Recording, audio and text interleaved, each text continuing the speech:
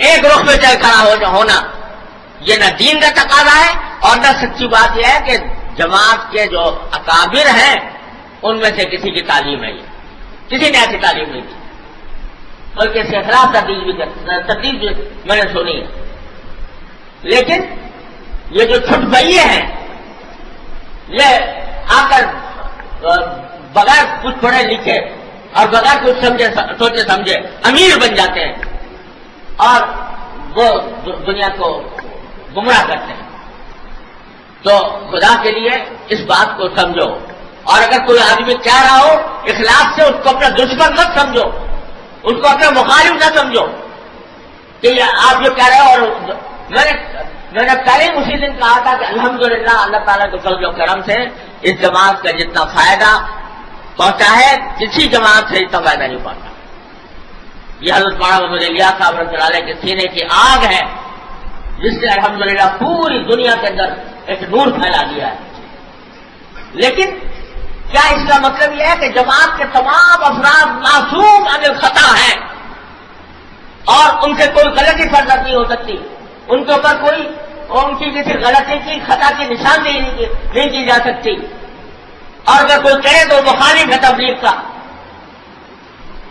یہ جماعت سے خدا کے لیے ذہنیتیں ختم کرو ان کو۔ یہ کسی دن تمہیں فرقہ بنا دیں گی، یہ کسی دن تمہیں امت مسلمہ سے کاٹ کر رکھ دیں گی۔ اس فکر کو ختم کرو، اور خاص طور سے جو اہل علم ہیں ان کو چاہیے کہ اس فکر کو مٹائیں اور اعتدال پر لانے کی کوشش کریں۔ جو اصل دعوت ہے حضرت مولانا محمد الیاس صاحب کا تعالیٰ چل رہا ہوں، میرے والد ماجد رحمۃ اللہ علیہ جب عیادت کے لیے تشریف لے گئے تو حضرت مولانا رو پڑے، اور رو پڑنے کی ایک وجہ یہ بتائی کہ میں نے الحمدللہ پہلے تو یہ فرمایا کہ جماعت کا کام اتنا زیادہ پھیل گیا ہے ساری دنیا کے اندر، مجھے ڈر ہوتا ہے کہ یہ استدراج نہ ہو، الیاذ باللہ۔ وہ اللہ کا بندہ یہ سوچ رہا ہے۔ تو حضرت والد ماجد نے فرمایا کہ الحمدللہ میں آپ کو اطمینان دلاتا ہوں کہ استدراج نہیں ہے۔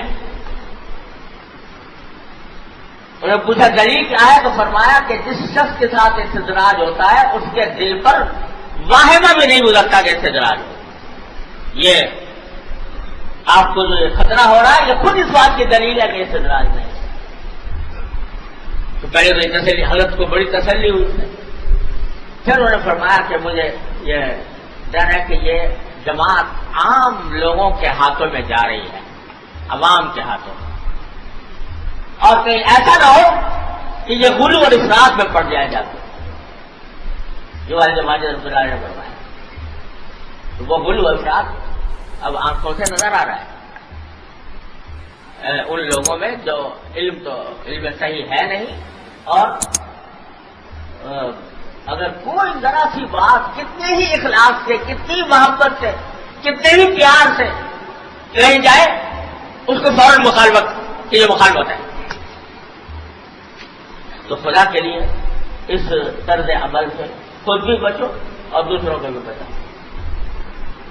جو بات کہی گئی تھی وہ یہ کہ یہ جو نیچے کے لوگ ہیں بنگا سرد، اب آپ کو میں اپنا واقعہ بتا دیتا ہوں۔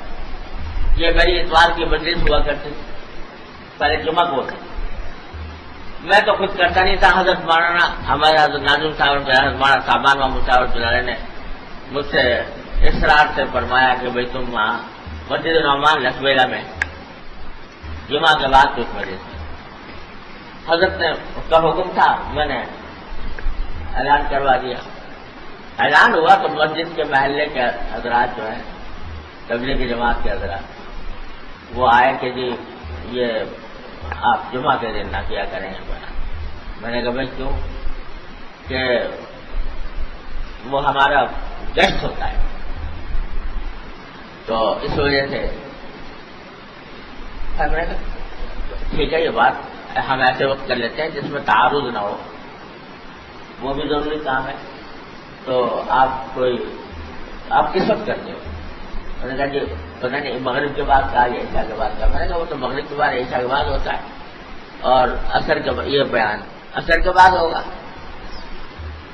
تو اس پر کہنے لگے جی اصل میں جب آپ کی مسجد میں شریک ہوں گے تو پھر ہمارے گیسٹ میں نہیں آئیں گے لوگ مغرب کے بعد تو میں نے کہا بھائی یہ تو مناسب، یہ تو کوئی ایسی بات بڑھائی نہیں معلوم ہو رہی، ہمیں ترغیب دیں گے ان کو مسجد میں جاؤ، تو کوئی اس میں کوئی تعارف تو ہے نہیں اوقات۔ چھوٹتے ہی منہ سے جو ان کا جملہ نکلا وہ یہ کہ آپ دین کے راستے میں رکاوٹ پیدا کر رہے ہیں، چھوٹتے ہی یہ جملہ دین کے راستے میں رکاوٹ پیدا کر رہے ہیں۔ اب بتاؤ کہ وہ صرف 10 دین ہے اور یہ بیٹھ کر جو قرآن و حدیث کی بات سنائی جا رہی ہے یا دین کی طرف متوجہ کیا جا رہا ہے، یہ دین نہیں ہے۔ تو یہ چیز ہے جو کہ جس کو میں کہہ رہا ہوں غلو ہے، جو تباہی کی طرف لے جا رہا ہے، غلو۔ اور اگر ان باتوں کو ذکر کیا جائے تو یہ پرچہ آ جاتا ہے کہ یہ گویا ایک طرح سے ہم نے مخالفت کر دی۔